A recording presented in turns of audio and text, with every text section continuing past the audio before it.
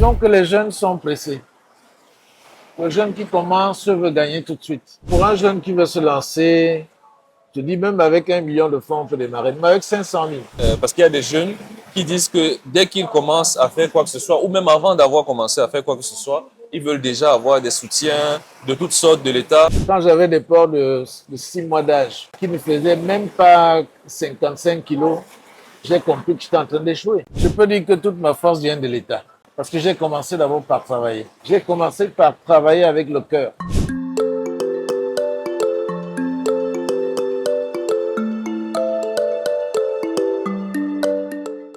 Nous sommes aujourd'hui dans un cadre paradisiaque, il faut le dire, à Kribi, au Cameroun. C'est dans le sud du Cameroun. Juste en face de moi, il y a la plage. Et je suis avec un de mes meilleurs clients, un véritable partenaire, Monsieur Watat, un homme plein d'expérience qui s'est installé ici il y a longtemps, qui a bâti des choses vraiment intéressantes. Et nous sommes ici pour une interview de laquelle tu pourras certainement tirer beaucoup d'enseignements, beaucoup de leçons qui vont t'aider. Éventuellement, dans ton business, que tu te sois lancé ou pas, je te conseille vraiment de rester scotché jusqu'à la fin. Bonjour, Monsieur Watat. Bonjour. Comment est-ce que vous allez? Ben ça va, ça va. On tient bon. Malgré tous les challenges, parce qu'il y en a toujours. Toujours, ça ne manque jamais. Donc, je suis avec vous aujourd'hui dans votre ville, à Kribi. Et on était tout à l'heure à la Provenderie, à votre moulin, qui produit des aliments pour votre ferme et aussi pour d'autres éleveurs désormais, parce que vous avez aussi une marque associée à ces aliments. Mais je voulais qu'on revienne un peu aux bases. Qui est Monsieur Watat et d'où est-ce qu'il vient? Monsieur Watat, c'est un Camerounais comme tout le monde, qui a commencé par un élevage familial, qui était d'ailleurs effectué par mon épouse. Et progressivement, on a créé de petits gîtes qui nous ont permis d'atteindre un certain niveau. Mais il y a de cela quelques années où nous avons opté pour aller un peu plus loin. On est allé à la recherche de ce qu'il faut pour aller loin. Parce que, en dépit de tout, les gens nous ont donné des conseils. Monsieur Watat, si vous faites l'élevage, c'est d'abord l'alimentation. Et on s'est mis dans la recherche. Le jour où je suis tombé sur Cafco, je dirais merci à un ami qui m'avait tenu par la main, qui m'a dit le seul au Cameroun en ce moment, c'est Cafco. Vas-y et tu verras. Et dès que je suis parti, je suis plus ressorti. Je dis Dieu merci parce qu'aujourd'hui, les succès sont nombreux. Nous faisons des très bons résultats. Nous arrivons à faire 10 kg de prise de poids par jour pour un porc de 45-50 kg. 10 kilos par semaine. 10 kg par semaine de prise de poids. Pour les porcs tout petits, 35, on est dans les 4 kg, 5 kg. Donc, ce qui fait que c'est des records jamais obtenus. Oui. Et nous remercions Kako qui nous a initiés et la personne qui m'a envoyé vers ça. Bientôt 15 ans. Et je crois que on ne regrette pas. Donc, ça fait déjà une quinzaine d'années dans l'élevage de porc. Une quinzaine d'années, et avec Capco, je dis, je suis ravi parce que les résultats sont là. Je n'entends pas changer d'aussitôt parce que on a toujours dit, il y a d'autres personnes qui sont là, qui coûtent moins cher. Par moment, quand on est en difficulté, on tente un peu, mais on revient. J'ai tenté 2 fois. J'ai failli fermer ma ferme parce que tout avait chuté. Bon, j'ai quand même travaillé avec d'autres, mais je n'ai pas eu le même résultat. Ça, je suis resté fidèle à Capco parce que jusque-là, le produit était le meilleur. Je dirais à tous ceux qui veulent élever les porcs, n'hésitez pas, allez-y. Ça ne coûte pas autant cher que comme on vous raconte, hein. C'est moins cher.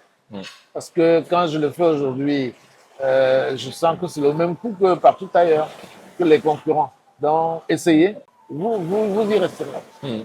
Donc, même coût, mais avec une différence grande au niveau du résultat. Bien sûr, au niveau des résultats, c'est du venez voir. Vous direz aux gens d'essayer et de rester. Ils verront. Je précise que M. Watat a été l'un des premiers clients de Cafco. C'est l'une des premières personnes qui a fait le pas et qui a voulu tenter quelque chose, tenter vraiment l'alimentation de haute qualité et qui en a vu les résultats rapidement, comme il le dit si bien d'ailleurs. Donc, on va un peu parler aussi des difficultés qu'il a pu avoir. Donc, M. Watat, au cours de votre aventure, puisque ça fait quand même une quinzaine d'années que vous êtes éleveur, quelles sont les difficultés que vous avez pu rencontrer pour passer de cette étape de petit élevage familial avec votre épouse jusqu'à ce niveau industriel que vous avez atteint aujourd'hui? Disons que je ne fais pas l'élevage depuis 15 ans. Je fais l'élevage depuis, je dirais, 40 ans. Parce qu'arrivé à Kribi, mon époux, tout de suite a commencé avec ça. D'accord. Donc, j'ai rencontré pas mal de difficultés. J'ai essayé tous les autres et ça n'allait pas. Je me disais, mais qu'est-ce qu'il faut faire? Et le jour, on m'a dit, essaye quand même avec les produits les plus chers. Et même tu pourras commander, ça peut venir en Europe directement pour que tu consommes. J'ai trouvé tout ça, c'était le cheminement qui était assez complexe pour moi. Je ne connaissais pas encore ce réseau. Mais la personne qui m'a amené vers Scapco m'a dit, tu essayes, et vas-y, et j'ai essayé. Donc je ne peux pas dire que les difficultés, il y en a eu. Parce que par moment, même je suis allé dans la rue, prendre ce que les autres font là. Les sacs à un coût très réduit, là, presque la moitié. Des aliments. Des aliments, oui, pour pouvoir donner à mes bêtes quand j'étais en difficulté. Et j'ai vu qu'à -1, je perdais mon cheptel. Après, non, il faut arrêter. J'ai arrêté, j'ai repris. J'ai essayé aussi avec les autres concurrents avec qui j'ai beaucoup travaillé. Mais je n'ai pas eu le même résultat. Ouais. Parce que le résultat que j'ai aujourd'hui, c'est un résultat vraiment conséquent. Sinon, je serais parti aussi de là. Mais aujourd'hui, je n'entends pas quitter de là, pour quelque raison que ce soit, sans qu'on me présente un effet contraire. Donc, en fait, vous avez eu beaucoup de difficultés au niveau de la qualité de vos intrants. Bien sûr. Donc, ça a beaucoup freiné votre business parce que vous n'aviez pas de résultats, les porcs qui ne grossissaient pas assez vite. Bien sûr, bien sûr. Quand j'avais des porcs de 6 mois d'âge qui ne faisaient même pas 55 kilos, j'ai compris que j'étais en train d'échouer. Pour moi, un porc une année, ça faisait quoi? 6 mois pour 1 kilo. Ouais. Je dis, mais il y a un problème.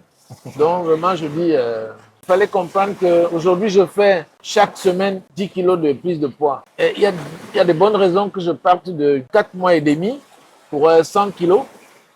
Vous voyez, quand je regarde ce que je faisais avant, c'est lamentable. Aujourd'hui, tous les mois ont été résolus, toutes les difficultés ont été résolues. Et je crois que je n'ai pas choisi la personne qu'il fallait, quoi. C'est-à-dire l'aliment qu'il fallait pour moi. Donc, c'est vraiment la clé ici. Parce qu'en dehors de ça, au niveau commercial, par exemple, est-ce que dans votre parcours, vous avez eu des difficultés, par exemple, à écouler vos produits?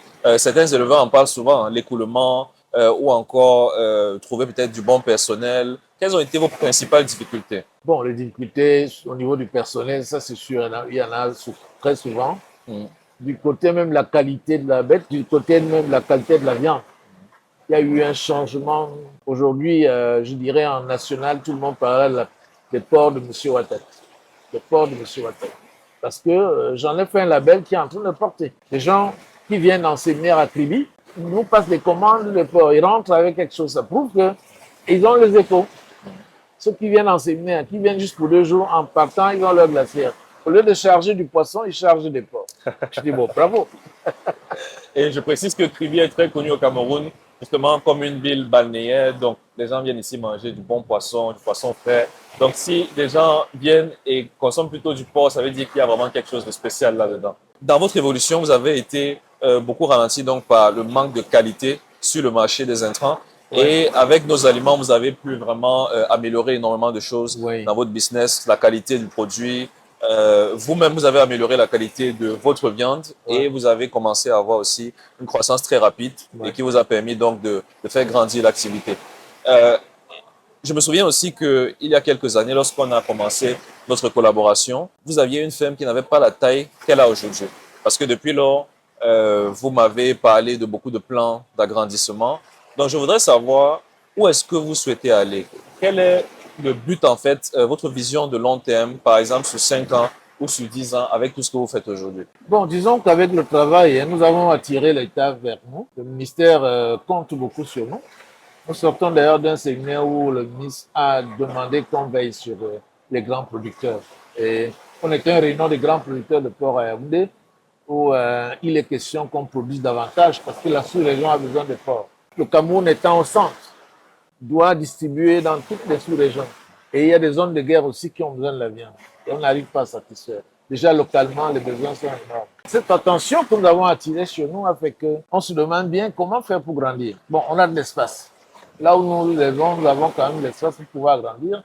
Et nous voulons aller à 15 000 porcs par an. Parce qu'à ce jour, on est à 10 000. On voulait faire 15 000 par an. Wow. Les 15 000, on est conscient que nous allons arriver. Parce que dans la ferme aujourd'hui, tout ce que vous verrez là-bas, une bonne partie de plus de 100 kilos j'ai acheté. Et on n'arrive pas à satisfaire la demande. Il y a une forte demande en consommation. je dirais à tous les éleveurs de revoir un peu, d'essayer de suivre notre voie pour qu'on puisse produire assez de porc. L'État est prêt à encourager ceux qui le font. Et il faudrait que l'élevage de porc soit une habitude pour les Camerounais. On se rend compte ces derniers temps, il y a un engouement. Oui. Et l'engouement, c'est l'alimentation. Il n'y a pas de secret dedans, c'est l'alimentation. Que tous ceux qui m'entendent comprennent que seule l'alimentation est le secret et l'hygiène, la biosécurité, l'hygiène de sa ferme et l'aliment feraient des grandes réussites. Et bon, pour arriver à ce niveau où vous visez déjà les 15 000 porcs l'année, j'imagine que vous avez dû quand même traverser beaucoup d'étapes pendant lesquelles vous avez été très persévérant. Donc, je voulais savoir aussi si vous avez un conseil à donner, notamment aux jeunes qui nous suivent, les jeunes Africains, qui sont en Afrique ou dans la diaspora, et qui voudraient aussi lancer une activité dans le secteur de l'élevage ou peut-être aussi de l'agriculture, tout ce qui concerne le secteur alimentaire en Afrique. Quels conseils vous leur donneriez, un ou deux conseils qui pourraient vraiment les aider? Si tu apprécies nos contenus et que tu veux nous encourager à en faire davantage, n'hésite surtout pas à t'abonner à la chaîne, à liker et à cliquer sur la cloche de notification pour ne rater aucune de nos futures vidéos sur comment réussir ton projet d'élevage en Afrique. Vraiment, parlant de la diaspora, je suis convaincu que tous nos gens qui sont à l'extérieur, tous les Camerounais qui sont à l'extérieur, tous les Africains qui sont à l'extérieur ont envie de rentrer faire quelque chose dans leur village. Pas seulement au Cameroun, dans tous les pays africains. Tous ceux qui sont allés au-delà veulent revenir. Et très souvent, ils sont portés sur l'élevage de porc, parce que l'élevage de porc, on gagne de l'argent en faisant l'élevage de porc. Mais il faut un minimum de sérieux. Il faut un minimum, l'habitacle de la bête doit être soigné et l'alimentation qu'il faut avec. Donc, je dirais à un jeune qui veut revenir de penser à bien démarrer, parce que quand c'est bien fait, quand vous avez bien fait votre ferme, vous avez donné l'aliment qu'il faut, même l'État vous suit, mais si vous faites comme tout le monde a débuté avec un bout de bois et puis des bêtes dessus, les résultats seront moindres. Et pour ceux qui veulent faire, on sache que ça, c'est les gars de la diaspora qui ont vu quand même là-bas comment ça se développe, qui transfèrent cette technologie localement pour au moins faire ne serait-ce les un quart. Maintenant, avec le temps, ça se développe. Qui ne baissent pas les bras sur l'élevage, sur tout ce qu'ils peuvent entreprendre, et il faut persévérer. Parce que les débuts ne sont pas faciles, les adaptations en fonction du monde. Parce qu'aujourd'hui, on vit ce qu'on vit, mais je crois qu'on peut aller au-delà. Que direz-vous à, par exemple, certains de nos frères de la diaspora qui disent que c'est trop difficile au pays et qu'ils ne peuvent pas s'en sortir pour X ou Y raison? Que leur diriez-vous? Je leur dirais que ce n'est pas aussi difficile comme ils pensent. La situation est telle que c'est maîtrisable. Hein. Et quand on vient faire l'économie, on vient se la livrer dans l'économie, on reste dans l'économie, on évite d'y mêler la politique. Venez faire votre gagne-pain et arrêtez de croire que vous allez venir vous mêler de la politique. Les jeunes qui aiment bien se faire utiliser pour des bases besoins, il faut qu'ils arrêtent. S'ils viennent développer quelque chose pour être utile à leur pays, qu'ils viennent le faire, sans réfléchir. Le Cameroun a besoin de toutes les technologies, de toutes les nouvelles technologies, de tout ce que vous avez appris là-bas. On vous a envoyé là-bas pour voler du feu et de revenir au pays. Et maintenant, faire état de ce que vous savez. Et puis maintenant, que d'autres que les Camerounais qui sont restés sur place copient de vos exemples. Mais si vous venez, vous ne faites rien parce que vous avez peur de la politique, vous avez peur de ceci. Partout, c'est pareil. Hein. Et sous ce soleil, ce n'est pas facile la vie, mais il faut endurer. Et pour un jeune justement qui veut se lancer, combien est-ce qu'il lui faut comme capital pour démarrer sa ferme possible? Bon, pour un jeune qui veut se lancer, je dis même avec 1 million de francs, on peut démarrer, mais avec 500 000. Je prends un exemple d'un jeune qui achète 5 porcelets de 10 kilos. Ça fait combien? S'il prend le porcelet à 50 500, ça fait 250. Ouais. Il paye le bon aliment. Il donne à la bête. Il voit comment ces bêtes grandissent. En 4 mois et demi, il a déjà des bêtes qui peuvent être croisées, si c'est des femelles. Il les croise. 3 mois et demi après, c'est des mises bas qui commencent. Ouais. Mais si dans les 5 bêtes qu'il a prises au départ, il y avait 5 femelles et un mâle, les 4 femelles sont des femelles qui sont croisées, qui lui font chacune 10 porcelets. Alors, les 4, ça fait déjà 40 porcelets. Vous voyez que ça va très vite avec le porc. En un an, il a au moins 40 porcelets. Pourtant, il a commencé avec 5. Je ne vois pas pourquoi il ne peut pas réussir.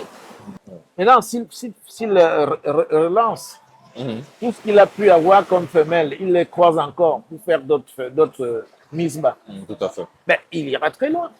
Il part de 5 ports à 40, à 45 ports. Même s'il a un taux de mortalité un peu faible, mettons qu'il se retrouve de 5 ports à 30 ports. Mais les 30 ports qui restent, il les multiplie encore après 6 mois. Exactement. Il est déjà très loin. Surtout s'il suit les conseils. La bonne souche, le meilleur aliment, et qu'il se donne entièrement à son œuvre. Il le fait avec dévouement et détermination. Il va réussir cette œuvre. Il ne peut ne pas réussir. Donc avec de la persévérance, Avec la et persévérance, une bonne stratégie de croissance. oui, avec une bonne stratégie, et qui pèse je dirais à tous les éleveurs, surtout même ceux qui débutent. Pour être encouragé, il faut peser vos bêtes toutes les semaines. Voir si l'aliment que vous leur avez donné est compensé. S'il est en gain de poids. S'il a pris 10 kilos d'aliments, est-ce qu'il t'a fait au moins 5 kilos ou 4 kilos de poids? Oui. Pour voir si c'est... Il faut voir ce qu'on gagne, parce qu'avec le porc, c'est vite fait. Très important. Ça peut se mesurer comme ça et on peut aller très loin. Donc, si on a commencé avec 5, pour celui qui a commencé avec 10, ouais, c'est très rentable. Et la consommation, les besoins sont là. Le Cameroun est au cœur, il est au centre et il faut distribuer. Déjà, localement, tout le monde aime le porc. Avec un cheptel de 3 000 porcs que j'ai aujourd'hui, ben, je n'arrive pas à tenir, à satisfaire les besoins. Je suis en train de voir comment faire avec des partenaires qui viendront incessamment. Comment faire pour augmenter, n'est-ce pas, la production. Oui, et ça nous amène justement à notre sujet, celui de la demande. Parce que la demande est très forte. Oui. Et lorsque vous avez des porcs, ça part très vite. Aujourd'hui, qu'est-ce que vous prévoyez faire pour pouvoir satisfaire cette demande-là? Est-ce que l'augmentation de 10 000 à 15 000 porcs que vous prévoyez de faire permettra de satisfaire la demande? Jusque-là, je suis convaincu que je ne vais pas satisfaire parce que le Cameroun, c'est un grand pays qui se développe beaucoup. Aujourd'hui, tout le monde vient au Cameroun. Hein. La demande est au-delà. C'est un beau pays, tout le monde l'aime bien. Et tout le monde veut rester au Cameroun et la demande en consommation de la viande porcine, elle est exagérée. Elle est même incomparable. La sous-région aussi en a besoin. Donc, il n'y a pas que le Cameroun, il y a tous les pays aux environs qui veulent le porc. Tout à fait. Et vous avez mentionné certains appuis de l'État lorsque vous parliez tout à l'heure. Et c'est un sujet intéressant aussi parce que les jeunes se demandent souvent est-ce que l'État a des programmes qui permettent d'appuyer les éleveurs? Si je commence mon business, est-ce que l'État pourra me soutenir d'une façon ou d'une autre? Et je pense que vous vous y connaissez assez bien. Donc, est-ce que vous avez bénéficié déjà de programmes d'État? Je peux dire que toute ma force vient de l'État. Parce que j'ai commencé d'abord par travailler. J'ai commencé par travailler avec le cœur, avec détermination. Et l'État a vu en moi quelque chose et je peux vous assurer que ça m'a fait faire un bond. Et pendant ce bond, en découvrant ce qu'il fallait faire, je me suis mis à fond. L'État a des structures qui aident tous les Camerounais, surtout les jeunes. Mais les jeunes aujourd'hui ont tendance à aller faire la moto. Quand on leur donne une aide, ils vont payer une moto. Ce n'est pas là-bas. C'est de commencer une activité rurale qui permette à tout le monde, au pays, d'avancer. L'engagement que le chef de l'État avait pris pour l'émergence en 2035, ce n'était pas utopique, c'est possible. On peut en 2035 sortir de là, si tout le monde se met au travail. Mais si le jeune qui veut se faire aider commence par être contre l'État, comment est-ce qu'on ira vers lui? C'est difficile. Il faut déjà venir s'imprégner de ce que l'État, quels sont les canaux. Parce qu'il y en a qui croient que c'est pour les autres. Moi, j'ai eu des dons sans être connu par quelqu'un, mais comme j'avais travaillé au départ, les gens sont venus. Les gens sont venus. Dans certains projets même de l'État, je n'étais pas mentionné dedans. Je n'étais même pas au courant. Mais comme j'ai un petit hôtel, d'aucuns venaient faire des séminaires sans que je sois là. Et ça surprenait les gens. Mais on est ici, et M. Ouattara, son nom n'est pas là. Il n'est pas invité. Et après, quand on découvre que M. Ouattara, il devient le meilleur, le premier nom. Donc je dis, quand on travaille avec détermination, éviter de se mêler trop à la politique, être un acteur économique plein de sens, il n'y a pas de raison qu'on échoue. Simplement pas de raison. Donc, vous avez bossé dur et c'est ce qui a permis que l'État remarque vos efforts et qu'il vous appuie. Tout à fait. Parce que ça contraste un peu avec ce que certains jeunes demandent souvent. Parce qu'il y a des jeunes qui disent que dès qu'ils commencent à faire quoi que ce soit, ou même avant d'avoir commencé à faire quoi que ce soit, ils veulent déjà avoir des soutiens de toutes sortes de l'État. Donc, qu'est-ce que vous diriez à ces jeunes-là? Disons que les jeunes sont pressés. Le jeune qui commence veut gagner tout de suite. Donc, il fait pour gagner. Il ne fait pas pour exister. Il ne fait pas pour être servi de modèle. Parce qu'aujourd'hui, on a une jeunesse qui recherche les modèles, ne trouve pas. Les modèles sont rares. Pour trouver des modèles, il faut vraiment aller loin chercher. Mais je dirais aux jeunes d'être eux-mêmes, d'avoir leur propre modèle et pouvoir se bâtir un mode de fonctionnement pour être un modèle pour son pays. Le jeune a intérêt d'abord à se mettre lui-même, à se dire, je serai un modèle pour mon pays. Et il prend des engagements qu'il honore. Il va devenir un modèle et les autres jeunes vont copier. C'est vrai qu'ils ont un problème aujourd'hui. On cherche, je veux suivre tel, je veux suivre tel. Mais il n'y a pas de modèle. Il n'y a pas de personne qui l'inspire à développer, à s'engager. J'ai déjà reçu au moins une quinzaine de jeunes venant de la diaspora qui sont venus à leurs parents pour rencontrer. On a discuté de cela. Je leur ai dit, rassurez-vous, c'est compliqué, mais on peut y aller.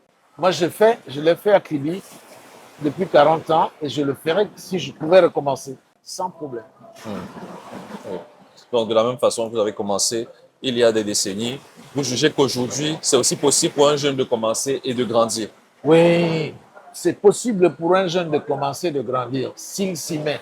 Il ne faut pas qu'il soit fatigué au premier échec, s'il y a des échecs. Parce que aujourd'hui, ce qui jeûnait sur l'élevage des porcs et des poulets, c'était la peste, c'était la grippe aviaire. C'est un peu rare aujourd'hui. L'État fait des efforts pour pouvoir repousser tout cela loin de nous. Nous avons remarqué depuis bientôt 2 ans, on en parle plus trop, ce qui est bien. Les éleveurs sont protégés quand même parce qu'on importe beaucoup de poulets. Et voilà. Il y a quand même un petit... L'État essaie de faire ce qu'il peut pour éviter qu'il y ait l'abondance sur le marché, que les Camerounais soient des producteurs. Et on peut dire que c'est vraiment un bon coup de chapeau. Pour conclure, M. Ouattara, quels sont les secrets de votre réussite? Le secret de la réussite, c'est d'abord l'endurance, la persévérance et le choix des partenaires. Pour réussir, il faut aller vers ceux qui ont réussi et les copier. Pour réussir, il faut chercher des modèles. Mais quand on ne trouve pas, on se fabrique. On fabrique son modèle. Et lequel modèle peut aider à développer beaucoup de choses. Le secret, c'est le choix du sud de son élevage. C'est le choix, pas de la race qu'on veut développer. C'est le choix aussi de l'aliment qu'on veut donner à sa bête. Si on choisit de donner à sa bête la drèche et tout ce qui est autour, qu'on s'attende à un succès latent. C'est-à-dire qu'on va décoller, mais on n'arriverait pas vraiment à ce qu'il faut se décider à aller chercher. Là, il faut. Et dès que vous trouvez, vous y restez parce que vous allez grandir avec. Mais ceux qui commencent à tapoter, de ce côté, on trouve des maladies parce que les drèches et tout ceci, je n'ai rien contre la drèche, mais pour utiliser la drèche, il faut beaucoup travailler encore pour que ce soit sain. Oui, Ce tout n'est à pas fait. facile. Donc, je dis, il faut faire tous les efforts pour réussir. C'est de faire le bon choix. Donc, persévérance et des choix intelligents au niveau du business. Très bien. En bon français. Et c'est sur ces sages paroles que nous allons clôturer l'interview. Si tu as aimé, n'hésite surtout pas à aller regarder l'autre interview sur la chaîne, toujours avec M. Ouattara, où on aborde d'autres sujets. Si elle n'est pas encore publiée, elle le sera très bientôt. À plus tard.